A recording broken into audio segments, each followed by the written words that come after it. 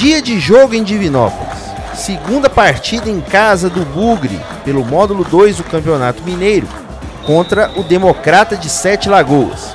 Logo aos 4 minutos, gol do Guarani. Eduardo Mancha abriu o placar.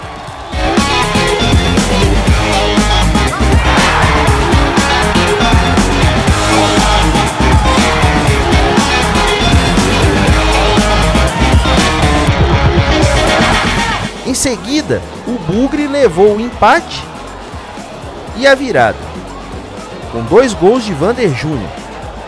Tensão? Não.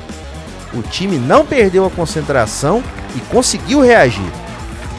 Aos 20 minutos, após jogada de raça de Pedrinho, Leomir escapou da defesa e chutou no cantinho do goleiro. 2-2.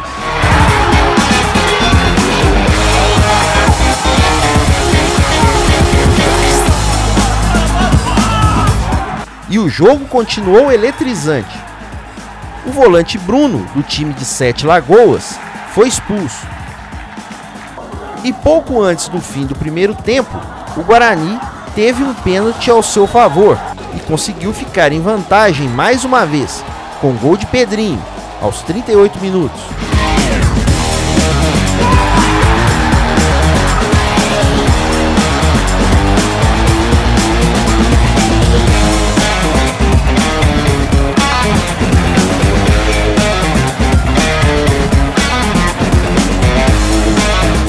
Ainda antes do fim do primeiro tempo, Matheus Gonzaga, do Democrata, foi expulso por tirar a camisa antes do intervalo.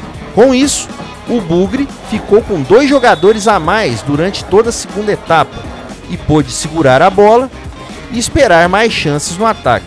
Como o Democrata não oferecia perigo, a chance apareceu aos 18 minutos. O lateral direito Ricardo acertou uma bomba de fora da área, fazendo o 4º gol do Guarani. Na sequência, diretamente de Divinópolis, das categorias de base do Bugre, Diego completou o cruzamento e fez o 5º, aos 28 minutos. Guarani 5-2, não perca a conta. Para finalizar uma tarde inesquecível, ainda deu tempo da torcida acompanhar uma verdadeira sinfonia em campo. Aos 41 minutos, após cruzamento da direita de Paulo, Leomir pegou de primeira, fazendo o chamado gol de placa.